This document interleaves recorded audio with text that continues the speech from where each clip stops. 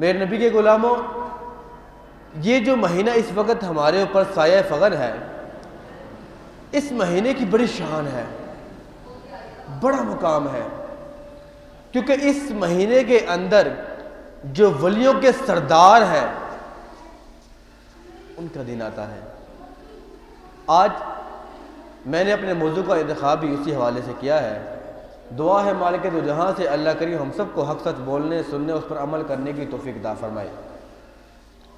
मेरे नबी के गुलामों, खुतबा के अंदर मैंने जो आयत करीमा तिलावत फरमाई है, उसके अंदर खालिक कायनात इरशाद फरमाता है कि अला इन्ना औलिया अल्लाह ला खौफुन अलैहिम वला हुम यहज़नून।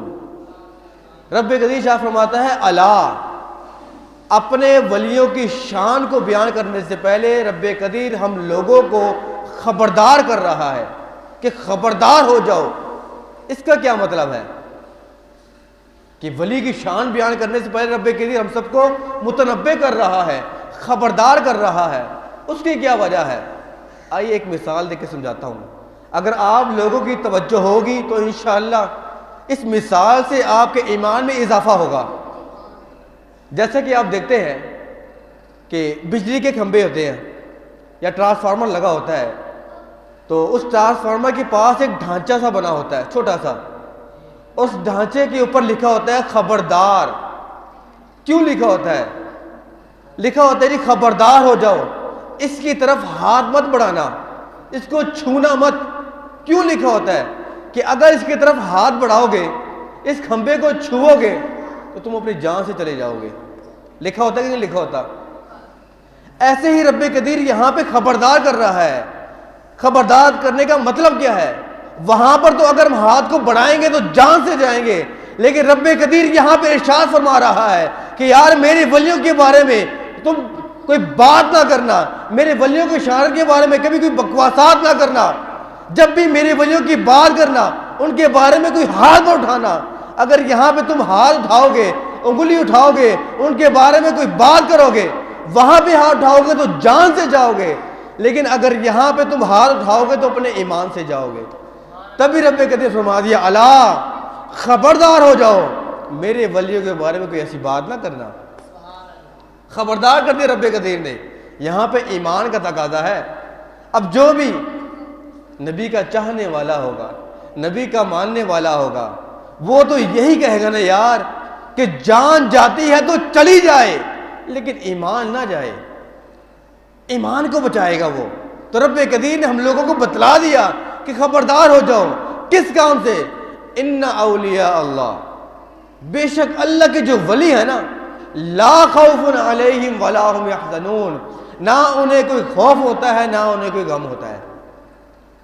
अब मुफस्सिरीन किराम ने खौफ से मुराद दुनिया का खौफ बयान किया है, और यहज़नून गम से मुराद आखिरत का गम। यानी कि अल्लाह के जो वली होंगे, अल्लाह के जो दोस्त होंगे, ना उन्हें दुनिया के अंदर कोई खौफ होगा और ना ही आखिरत के अंदर कोई गम होगा। रब ने अपने वलियों की शान को बयान कर दिया, वजाहत कर दी, बतला दिया कि मेरे वलियों की ये शान है। मेरे वलियों की शान के बारे में खबरदार हो जाओ, अपनी ज़ुबानों पे काबू रखो, अपने हाथों पे काबू रखो। लोग तो कहते हैं, बड़ा कुछ कहते हैं कि अल्लाह के वली है कौन, ये क्या कर सकते हैं, ये कुछ भी नहीं कर सकते। अबे रब्बे कदीर यहाँ पे यार इरशाद फरमाता है कि मेरे वली के बारे में बात करने से पहले खबरदार हो जाओ। तुम कौन होते हैं मेरे अल्लाह के वली के बारे में ऐसी बात करने वाले?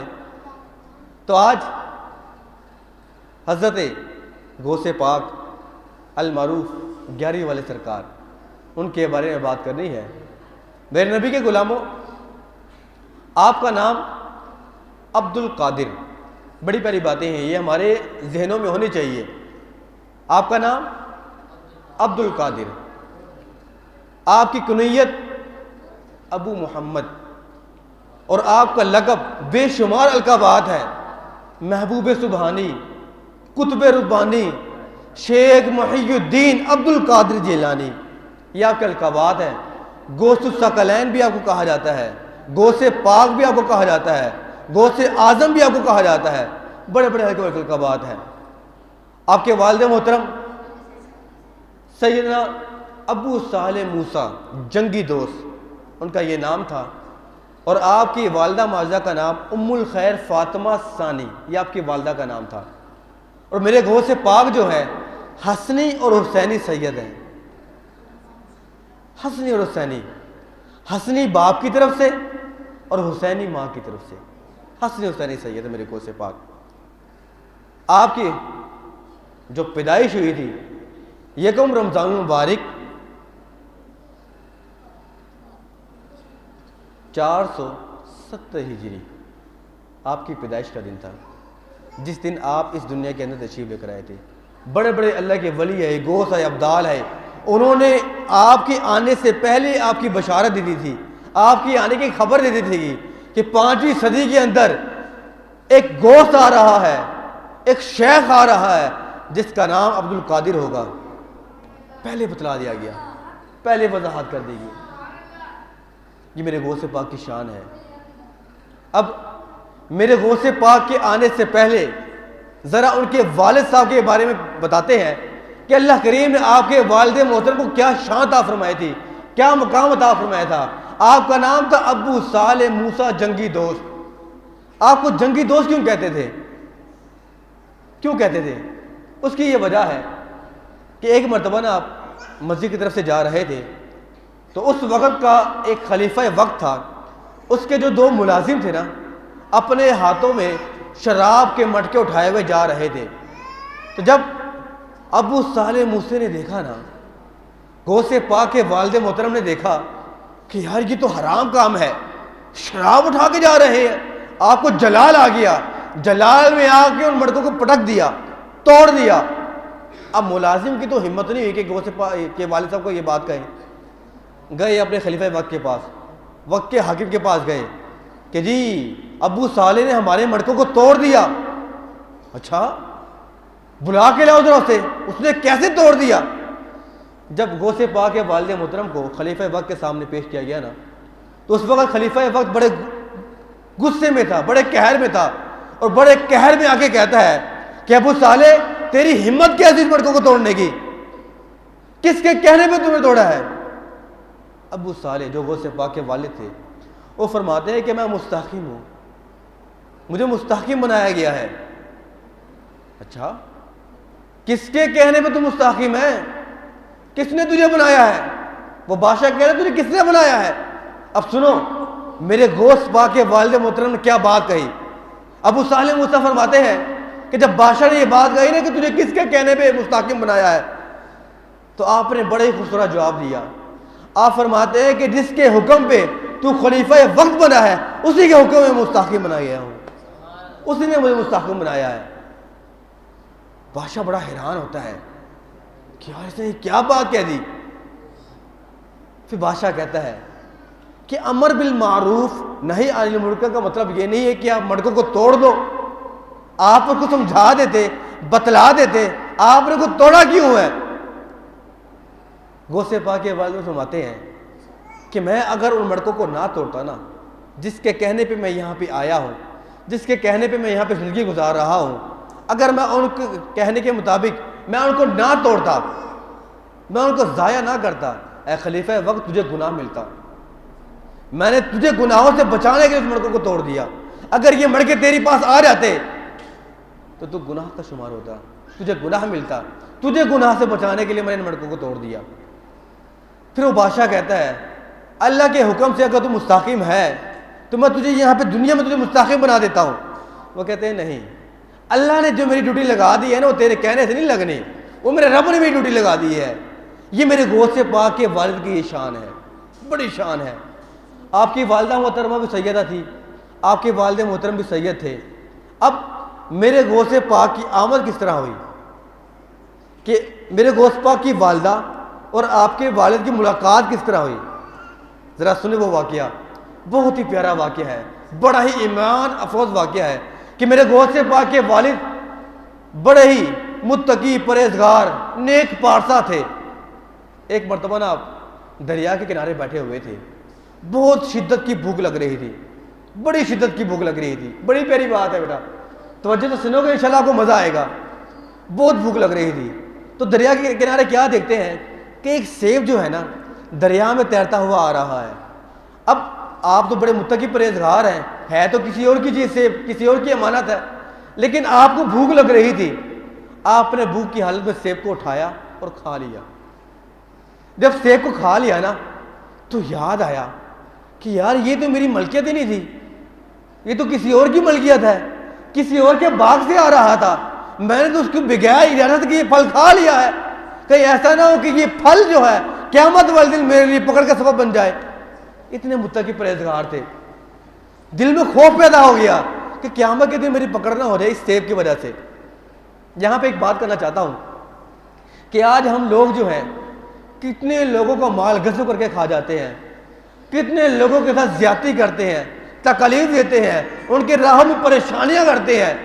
लेकिन मेरे गोश्त पाक के वालिद साहब ईमान ताज़ा था, ईमान पुख्ता था, ख्याल आया कि यार ये तो मैं तो इसका मालिक ही नहीं था।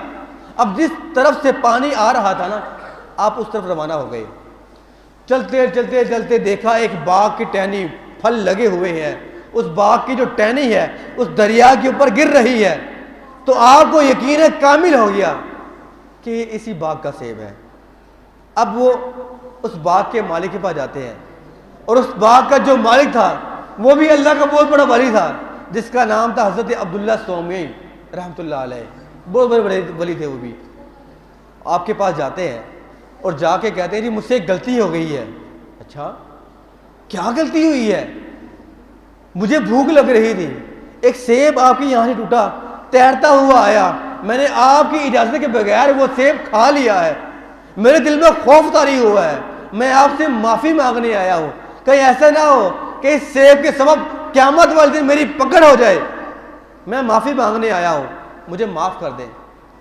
वो अल्लाह के वली थे, वो समझ गए कि ये भी कोई नेक साले इंसान है, नौजवान इंसान है, ये भी अल्लाह का कोई नेक बंदा है, वो समझ गए। उन्होंने कहा अच्छा ऐसी बात है, माफ़ी तो आपको मिल जाएगी, लेकिन मेरी दो शर्तें हैं, अगर मेरी दो शर्तें आप पूरी कर देंगे ना मैं आपको माफ़ कर दूंगा। अच्छा बतलाएं जी क्या दो शर्तें हैं? पहली शर्त यह है कि जिस बाग का फल आपने खाया है ना, उस बाग की रखवाली आपने 10 साल करनी है। अगर आप इस बाग की रखवाली 10 साल कर लेंगे, मैं आपके इस गुनाह को माफ़ कर दूंगा। एक सेब खाया, सज़ा 10 साल की, 10 साल की सज़ा। हम तो यहाँ तो लोगों का माल गज़ब कर जाते हैं, खा जाते हैं, लोगों के साथ ज्यादती कर देते हैं, हमें तो याद भी नहीं होता कि किसको तकलीफ दी है, हमारी वजह से कौन परेशान है, हमें पता ही नहीं होता। लेकिन वो गोश्त पाक के वालिद साहब बड़े मुत्तकी परहेजगार, एक सेब खाया, गलती से खाया, सज़ा 10 साल रखवाली करनी है। अब 10 साल गुजर गए, 10 साल रखवाली कर ली। हज़रत अब्दुल्ला सोमी जो बाग का मालिक था, उन्होंने कहा जी जाओ ज़रा बाग से सेब तो लेकर आओ। बाग से सेब लेकर आते हैं तो सेब कच्चा था। हज़रत अब्दुल्ला सोमी कहते हैं कि यार 10 साल तुझे हो गए हैं मेरी बाग की रखवाली करते हुए, तुझे ये नहीं पता है कि सेब कच्चा है या पक्का है? तो सुनो मेरे गोश्त पाक के वालिद साहब अबू सालेह मूसा क्या फरमाते हैं कि मुझसे ज़िंदगी में एक गलती हुई थी कि जिसकी सज़ा मैं 10 साल पा रहा हूँ, खुदा की इज्जत की कसम, जब उसकी सज़ा की वजह से, उस सेब की वजह से 10 साल की मुझे ये सज़ा मिली है, तब से लेकर अब तक बाग की रखवाली तो मैं कर रहा हूँ, लेकिन मैंने फलों को छुआ तक नहीं है, फलों को हाथ तक नहीं लगाया। यार एक गलती हुई, एक सेब खाया, उसकी सज़ा मुझे 10 साल मिल गई। अगर मैं फलों को खाता रहता यहाँ पर रखवाली करते हुए तो मुझे कितनी सज़ा मिलती। ना ना ना ना, मैंने फलों को हाथ नहीं लगाया, मैंने फलों को चखा नहीं, मुझे क्या पता कौन सा कच्चा है कौन सा पक्का है। मुझे तो आपने खिदमत पे लगाया, मुझे तो आपने रखवाली पे लगाया, मैं सिर्फ रखवाली करता रहा था। ये आपके वालिद की शान है। 10 साल गुजर गए, 10 साल के बाद आपने कहा जी मेरी दूसरी शर्त क्या है बतलाएं, क्योंकि मैं तो बड़ा नादिम हूँ अपने गुनाह के ऊपर, मुझे वो शर्त बताएं ताकि मैं वो शर्त पूरी करूं और मैं अपने गुनाह से बरी ज़िम्मा हो जाऊं, ताकि क़यामत के दिन मेरी वो पकड़ ना बने। आप कहते हैं अच्छा दूसरी शर्त मेरी ये है कि मेरी एक बेटी है, बड़ी तवज्जो तलब बात है, मेरी एक बेटी है जो आंखों से नबीना है, कानों से बहरी है, मुंह से गूंगी है, पैरों से लंगड़ी है, उससे तुझे शादी करनी पड़ेगी। अगर तू उससे शादी कर लेगा तो उससे निकाह कर लेगा तो मैं तेरे इस गुनाह को माफ़ कर दूंगा, मैं तेरी इस गलती को माफ़ कर दूंगा। अब वो सोच रहे हैं कि यार बाकी रखवाली मैंने 10 साल कर ली, लेकिन ये निकाह का मामला है, पूरी ज़िंदगी का मामला है, तो वो लंगड़ी है, लूली है, पाइज है, मैं ज़िंदगी कैसे गुजारूंगा। लेकिन साथ ही जहन में आया कि यार ये तो दुनिया के मामलात हैं, दुनिया में तो मैं ज़िंदगी गुजार लूँगा जैसे भी है, लेकिन जब आखिर वाले दिन उस सेब की वजह से मेरी पकड़ हो जाए, मैं रब के सामने अपना चेहरा कैसे दिखाऊंगा। वो कहते हैं जी मुझे आपकी ये शर्त मंजूर है, मैं निकाह करने के लिए तैयार हूँ। निकाह हो गया। जब निकाह हो गया ना, निकाह के बाद हज़रत अब्दुल्ला सोमी ने फरमाया कि जब वो आपकी जोजा जो उस कमरे के अंदर है, जाएँ अपनी जोजा के पास जाएँ। जब अबू साले मूसा गौसे पाक के वालिद मोहतरम कमरे में दाखिल होते हैं तो क्या देखते हैं, बड़ी हसीन और जमील लड़की, बड़ी खूबसूरत लड़की जो है उस कमरे के अंदर मौजूद है। जैसे ही उस लड़की को पर निगाह पड़ती है, आप दौड़ते हुए कमरे से बाहर आ जाते हैं और बाहर आकर हज़रत अब्दुल्ला सोमी के पास जाते हैं। वो कहते हैं जी एक गलती हुई थी, बड़ी सज़ा पाई है, आपने जिससे मेरा निकाह करवाया है वो लड़की तो कमरे के अंदर मौजूद नहीं है, वो तो सहीउल अज़ा है, सहीउल वजूद है, आंखें भी सही है, कान भी सही है, जिस्म भी सही है, मेरा निकाह जिससे आपने कराया था ये तो वो लड़की नहीं है। हज़रत अब्दुल्ला सोमी जो अल्लाह के वो भी बहुत बड़े वली थे, वो क्या फरमाते हैं, अबू साले बेशक मेरी बेटी जो है आंखों से नबीनी है, कानों से बहरी है, मुंह से गूंगी है। वो मैंने इसलिए कहा था कि मेरी बेटी जो आंखों से नबीनी है, क्यों नबीनी है कि मेरी बेटी ने आज तक किसी गैर मोहरम को नहीं देखा। मेरी बेटी कानों से बहरी इसलिए है कि मेरी बेटी ने आज तक किसी गैर मोहरम की आवाज़ नहीं सुनी, और मेरी बेटी जुबान से गूंगी इसलिए है कि मेरी बेटी ने कभी किसी गैर मोहरम से कलाम नहीं किया, और मेरी बेटी पैरों से अपाहिज इसलिए मैंने कहा था कि मेरी बेटी ने इस दुनिया के अंदर, इस फानी दुनिया के अंदर, इस गुनाहगार दुनिया के अंदर जो है चलकर कभी नहीं गई, हुजरे के अंदर रही है, कमरे के अंदर रही है। इसलिए मैंने कहा था कि वो कानों से नबीनी, कानों से बहरी है, आंखों से अंधी है, मुंह से गूंगी है, टांगों से लंगड़ी है, वही तेरी जोजा है, उसी से तेरा निकाह हुआ है। अब तवज्जो तलब बात है, ये बात बतलाने का मकसद ये है कि जिसके वालिद इतने मुत्तकी परहेजगार हों, नेक पारसा हों, ज़िंदगी में एक गलती हो गई, सज़ा पाई, जिसकी वालदा इतनी नेक पारसा खातून है कि जिसने कोई ना महरम इंसान को देखा नहीं, ना महरम इंसान से बात तक नहीं की, दुनिया के रंग और रौनक को देखा ही नहीं है, जिसके माँ बाप इतने मुत्तकी परहेजगार हो, फिर अल्लाह करीम उनको औलाद भी गौसे पाक जैसे अता फरमाता है। जब बाप की ये शान, माँ की ये शान, तो अल्लाह करीम ने औलाद को कितनी शान अता फरमाई होंगी। और घरों के अंदर मेरे गौसे पाक का खत्म लाया जाता है, मेरे गौसे पाक के चर्चे हो रहे होती हैं। क्या वजह है कि जिसके बाप, जिसकी माँ जो है कि नेक पारसा है, अल्लाह करीम ने उसको औलाद भी नेक पारसा अता फरमाई है। अब लोग कहते हैं जी ये 11वीं शरीफ ये कहाँ से आ गई, ये कहाँ से लफ्ज़ निकला है। बड़ी प्यारी बात और नुक्ते वाली बात बताने लगा हूँ। मेरे गौसे पाक सैयदना अब्दुल कादिर जिलानी रहमतुल्लाह अलैह, मेरे हुजूर की जो ज़ौजा थी कितनी थी, मेरे नबी पाक सल्लल्लाहु अलैहि वसल्लम की जो ज़ौजा थी वो कितनी थी, 11। आपके 11 शादियाँ की थी ना, 11 ज़ौजा थी आपने। तो मेरे गौसे पाक उन 11 अज़वाज मुतहरात का ख़त्म पाक दिलाया करते थे, जिसकी वजह से आपका नाम 11वीं शरीफ रखा गया, 11वीं वाले सरकार। ये बड़ी तवज्जो तलब बात है, ये आपके ज़हनों में होनी चाहिए कि मेरे गौसे पाक हुजूर से इतनी मोहब्बत करते थे कि आपके अज़वाज मुतहरात के जब दिन आता था तो उस दिन मेरे गौसे पाक उनका ख़त्म लाया करते थे, आपके ऊपर साला सौंप किया करते थे। इसी वजह से आपके 11वीं वाले सरकार आपका नाम पड़ा था। मेरे गौसे पाक जब दुनिया के अंदर तशरीफ़ लेकर आए, बड़ी तवज्जो तलब बात, जब दुनिया के अंदर तशरीफ़ लेकर आए तो रमज़ान का दिन था, यकम रमज़ान मुबारक थी। मेरे गौसे पाक की जो वालदा उम्मुल खैर फातिमा रहमतुल्लाह अलैहा आपको दूध पिलाना चाहती थी, लेकिन आप दूध नहीं पीते थे। पूरा दिन गुजार दिया, पूरा दिन गुजारने के बाद जब मगरिब हुई, सूरज गुरूब हो गया, तब गौसे पाक ने दूध पिया। मेरे गौसे पाक ने तब बतला दिया कि रमज़ान का एहतराम किस तरह करना है। बचपन की हालत, शेर ख्वार ज़िंदगी है, लेकिन रमज़ान का महीना है, लेकिन दूध नहीं पिया पूरे दिन में।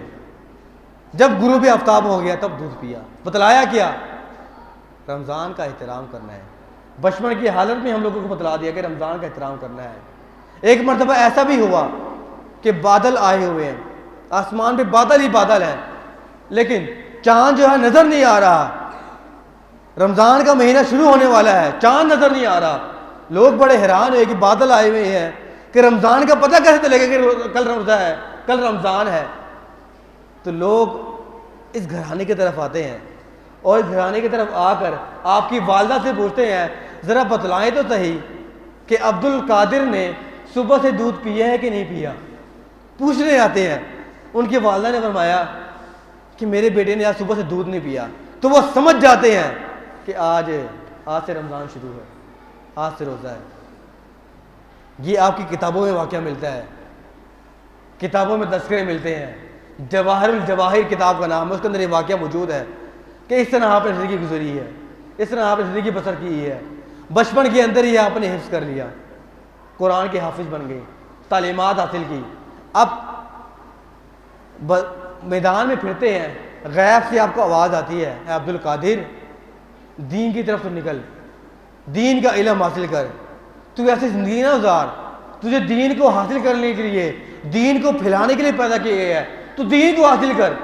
ये जो मामला है, ये जो माजरा है, आप अपनी वालदा को बतलाते हैं, ऐ मेरी वालदा, ऐ मेरी माँ, मुझे बार बार गैब से आवाज़ आती है कि तू दीन के लिए निकल, तो दीन को हासिल कर। जब माँ से इजाज़त मांगते हैं ना, तो माँ कहती है, बेटा एक ही एक तो मेरा बेटा है, तुझे इजाज़त देती हूँ, लेकिन अब तेरी मेरी मुलाकात जो है वो क़यामत वाले दिन होगी। जा तो दीन को हासिल कर, दीन की तलब कर, दीन को फैला। दीन हासिल करने निकल जाते हैं। वो वाक़या तो आपने सुना होगा ना कि जब दीन के लिए जा रहे होते हैं तो चोर पड़ जाते हैं, डाकू आ जाते हैं। तो उस वाक़ये से हमें सबक क्या मिलता है? अब वो वाक़या बतलाने की ज़रूरत तो नहीं है, लेकिन उस वाक़ये से हमें सबक क्या मिलता है? उस वाक़ये से हमें अपने बच्चों को बतलाना क्या चाहिए? उस वाक़ये से हमें सबक क्या मिलता है? क्या सैयदना अब्दुल कादिर जिलानी ने हमें ये बतलाया है कि दुनिया में कोई भी मुश्किल आ जाए, कोई भी परेशानी आ जाए, जैसी भी घड़ी आ जाए, जैसा भी वक्त आ जाए, सच का सामना करना है, झूठ नहीं बोलना, सच का सामना करना है। इस वाक़ये में हमें यह बतलाया गया। सच बोला, तमाम डाकू मुसलमान हो गए, तौबा कर ली, सारे मुसलमान हो गए। उस वाक़ये से हमें यह मिलता है। आज लोग कह रहे होते हैं कि यार हमारी औलाद जो है बड़ी नाफरमान हो गई है, बच्चों को बड़ा समझाते हैं लेकिन वो हुक्म नहीं मानती, बदतमीजियाँ कर रही होती हैं, कहने को टाल रही होती हैं। उसकी क्या वजह है? उसकी वजह क्या है? सबसे पहले अपने आप को सुधारना है, अपने आप को सुधारना है। पहले हमें यह देखना है कि हम लोग सच बोलते हैं कि नहीं बोलते। पहले हमने ये देखना है कि हम जो कमाई कर रहे हैं वो हलाल है या हराम है। पहले हमने ये सोचना है कि हम अपने बच्चों को जो लुकमा खिला रहे हैं वो हलाल का या हराम का। कारोबार के पीछे लगे हुए हैं, पैसा कमाने के पीछे लगे हुए हैं, लेकिन हम लोगों को ये नहीं पता कि वो जो पैसा हम कमा रहे हैं क्या वो हलाल का या हराम का है। जब बच्चों को हम हलाल की कमाई खिलाएंगे, मेरे गोश्त पाक के जो वालिद और वालदा हैं कितने मुत्तकी परहेजगार हैं, ज़िंदगी अल्लाह और रसूल की इबादत में गुजार दी, तभी अल्लाह करीम ने उनको ये नेक पारसा औलाद अता फरमाई है। आज हम लोग अपने गिरबानों में झांके कि हम अपने औलाद की तरबियत किस तरह कर रहे हैं। अपने औलाद को क्या नबी पाक की सीरत पढ़ा रहे हैं, नबी पाक की सीरत के बारे में बतला रहे हैं? क्या अपनी औलाद को ये कहते हैं कि बेटा जाओ मस्जिद में नमाज पढ़ो, नमाज पढ़ो, दीन हासिल करो? पहले के जो लोग थे ना, पहले के जो लोग अपने उन बच्चों को दीन की तरफ गामजन करते थे जो बहुत लायक हुआ करते थे, बहुत लायक, उनको कहते जाओ बेटा जाके दीन हासिल करो। और इस दौर के अंदर पता क्या होता है, तो जिस घर के अंदर सबसे कुंद बच्चा जो होगा ना, जो कुछ भी नहीं कर सकता होगा, उसको उठा के मदरसे में डाल देते हैं। ऐसा करते हैं इस दौर के अंदर। इन्हें कुछ कम करना ही नहीं है, जा जाके दीन हासिल कर, जा जाके हिफ्ज़ कर, जा जाके कुरान पढ़। इस तरह करते हैं लोग। कई वालिदैन ऐसे भी होते हैं कि जो कहते हैं कि यार इसको क्या मदरसे पढ़ाना, मौलवी बना के करना क्या है, मौलवी बन के करेगा क्या। अब अल्लाह के बंदो, अगर वो मौलवी बन गया तुम्हारी 7 नस्लों को बख्शवाएगा, 7 नस्लों को, जिनके ऊपर जहन्नुम वाजिब हो चुकी होगी।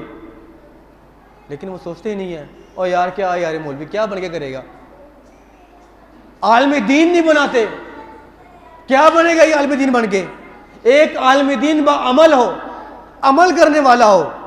आजकल की तरह आलम दीन नहीं कि जो सिर्फ नाम की आलम दीन है, आलिम बाअमल हो, अमल करने वाला हो, दीन को फैलाने वाला हो, जिस तरह वो बाहर हो अंदर से भी उस तरह हो। वो अपने खानदान के 70 लोगों की बख्शिश करवाएगा। ये दीन के फैज़ है, ये दीन पे अमल करने के नतीजे हैं। लेकिन लोग इस तरफ आते ही नहीं हैं। क्या करते हैं, मेरा बेटा तो जी उर्दू नहीं आती बेटे को, मेरा बेटा इंग्लिश बोलता है, फर इंग्लिश बोलता है। क्या क़यामत वाले दिन इंग्लिश के बारे में सवाल किया जाएगा? क्या दुनियावी तालीम के बारे में पूछा जाएगा? आज जो इंग्लिश की तालीम है हर बच्चे को आती है, हर माँ बाप कहेगा कि मेरे बेटे को इंग्लिश आती है, नहीं आती तो कुरान नहीं आता। हर वालिदैन कहेंगे मेरे बेटे को इंग्लिश आती है, नहीं आता तो अरबी नहीं आती। उर्दू ज़ुबान हमारी कौमी ज़ुबान है ना, उर्दू ज़ुबान। बच्चे से उर्दू ज़ुबान में गिनती सुन लो, नहीं आएगी, नहीं आएगी। इंग्लिश में कहो गिनती सुनाओ, फरफर सुना रहा होगा। अपने बच्चों को हम क्या तरबियत इस तरह कर रहे हैं। फिर वालिदैन इतराज़ कर रहे होते हैं कि मेरा बच्चा जो है नाफरमान है। ये नाफरमान क्यों नहीं बनेगा? जब दीन से दूर करोगे, खुद भी दीन से दूर होगे, अपने बच्चों को भी दीन से दूर करोगे, तो बच्चा फरमाबरदार कैसे बन जाएगा, कैसे बन जाएगा? अपने बच्चों की तरबियत यार अल्लाह के वलियों के ज़रिए, उनके तरीके के मुताबिक, अल्लाह उसके रसूल के तरीके के मुताबिक उनकी ज़िंदगी गुजारो यार। उनके तरीके के मुताबिक उनकी ज़िंदगी बसर कराओ, नमाज का पाबंद बनाओ। पहले खुद पढ़ो फिर बच्चों को पढ़ाओ। खुद पढ़ते नहीं है और बच्चों के ऊपर सख्ती कर रहे होते हैं, जाओ जाकर नमाज पढ़ के आ। क्या वो बच्चा नमाज पढ़ेगा? बच्चा जो है सबसे पहली दरसगाह जो होती है, सबसे पहली दरसगाह बच्चे के लिए, सबसे पहली दरसगाह उसका घर होता है, उसके वालिदैन होते हैं। बच्चे सबसे पहले जो सीखते हैं अपने वालिदैन से सीखते हैं, उसके बाद वो बाहर से सीखते हैं। जब माँ बाप ही अमल करने वाले ना हो, जब माँ बाप ही नमाज पढ़ने वाले ना हो, जब माँ बाप ही नेक अमल करने वाले ना हो, तो बच्चे किस तरह करने वाले होंगे? खुदारा यार अपने आप को बदलो, अपने बच्चों की तरबियत करो तो अल्लाह उसके रसूल के दीन के मुताबिक करो, उनकी सीरत के मुताबिक करो। मेरे गौसे पाक बचपन में ही दीन हासिल कर रहे थे, बचपन की हालत में भी आलम दीन बन चुके थे। एक वक्त ऐसा भी आया, इतने ज़हीन थे, इतने ज़हीन थे। एक वक्त ऐसा आया कि बड़े बड़े उलमाए कराम, बड़े बड़े आलम दीन जो है उनसे वो मसला हल नहीं हो रहा था। तो वो मसला मेरे गौसे पाक की बारगाह में आया। जैसे ही वो मसला मेरे गौसे पाक की बारगाह में पेश किया गया, उसी वक्त किसी किताब का सहारा नहीं लिया, उसी वक्त उस मसले का हल निकला दिया, उसी वक्त मसले का हल बतला दिया। ऐसी तरबियत करो अपने बच्चों की, ऐसा दीन सिखाओ अपने बच्चों को। दीन हासिल करना हर तालीम इंसान के लिए ज़रूरी है। मैं दुनियावी तालीम से मना नहीं कर रहा, वो दुनिया में जीना है ना, दुनियावी तालीम दुनिया में काम आनी है, लेकिन दीनी तालीम जो है दुनिया में भी काम आएगी और आखिर में भी काम आएगी। तो खालिक कायनात से दुआ है कि अल्लाह करीम हम सबको, सबसे पहले हम सबको अल्लाह उसके रसूल के दीन पर अमल करने की तौफीक अता फरमाए, और अल्लाह अपने हबीब के सदक़े से हमारे बच्चों के दिलों के अंदर भी हुजूर की पक्की सच्ची मोहब्बत अता फरमाए, और उनको भी इस दीन के ऊपर अमल करने की तौफीक अता फरमाए। व आखिरु दावाना अनिल हम्दुलिल्लाहि रब्बिल आलमीन।